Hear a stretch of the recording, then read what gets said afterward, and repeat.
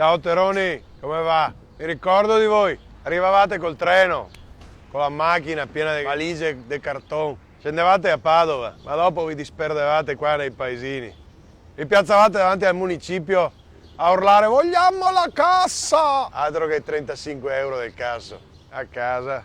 Parlavate sempre dei diritti, ma dei doveri mai. Ma noi veniamo a lavorare! E invece non era vero. Venivate a non fare un cazzo, perché il Terone piccolo, nero, peoso, non vuole fare niente. Le rare volte che finivate in fabbrica, avete il tempo libero, finito il lavoro. Andavate a giocare a carte e il Veneto, quando finiva la fabbrica, andava a arare i campi di Giangi, Rizzo, Russo, Esposito. Questi erano i nomi. Venivate a vivere nelle case popolari e rompevate tanto i coglioni. Ci menavate nei bagni delle scuole, o anche in Sagra, che eravate la minoranza, ma facevate alleanza coi singani, che uno non poteva neanche girare per la Sagra, neanche a farsi un giro de giostra. Ma eravamo a casa nostra e vi chiamavamo Teroni, pregavamo che il Vesuvio scioppasse. Il professore a scuola ci insegnava "È il leon che mangia il Terone", e tutti che rideva. Anche al primo convegno della Lega, l'hanno detto? 1979, viva il leon che mangia il Terone. Ci facevate proprio schifo. Ma anche voi vi facevate schifo, perché sennò non si spiega perché provavate a parlare in dialetto e lo storpiavate. Addio Beo, ha 25 anni che abito qua, so più veneto di te. Quanto schifo vi facevate. E quando c'era un reato, guardavi sul giornale, era sempre stato un Di Giangi, un Russo, un Esposito. Mia nonna che leggeva il giornale diceva "Vito, si sente della bassa?" Perché qua su venivano solo i delinquenti, solo i criminali venivano qua, la gente da bene non veniva su. E il nobile palermitano e il giurista di Napoli stava a casa sua, qua arrivava solo la feccia. E quando qualcuno provava a dire ma giù c'è la mafia", appunto, delinquente e codardo, che neanche stai a casa tua a combattere la mafia, vieni qua a non fare un cazzo. Certo, sì, vabbè, ogni tanto ce n'era uno buono di voi. Mia nonna diceva sempre "Quello là, sei di Napoli, ma sei una brava persona".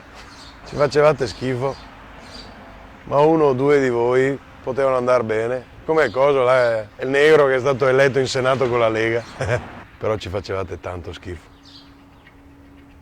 Finché non è successo il miracolo. Neanche tanto tempo fa, quando abbiamo fatto il referendum sull'indipendenza della Padania, ancora si discuteva chi era Terone, chi no, chi stava dentro, chi stava fuori. E invece si arriva ai negri. I negri sono riusciti a fare quello che Cavour non è riuscito a fare. Hanno fatto gli italiani. Dopo 300 anni ci siamo scoperti tutti fratelli a darghe addosso al negro. Ma io mi ricordo quanto schifo ci facevate. E si vede che non ve l'abbiamo detto bene, che non siamo stati capaci di comunicarvelo, non siamo stati efficaci. Sì, perché se l'aveste capito quanto vi disprezzavamo, adesso non avreste votato Salvini.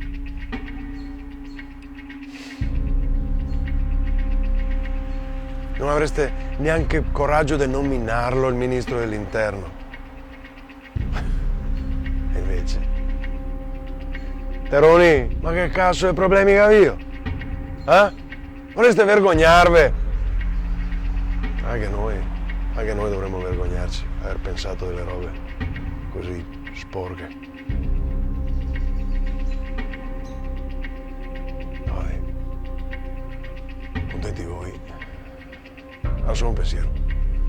Che ho sentito due vecchi con l'accento di giù che dicevano che i negri sono tutti spacciatori, che bisogna ammazzarli tutti.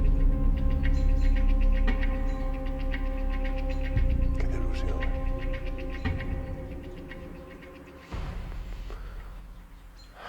Vabbè, buona serata Napoli.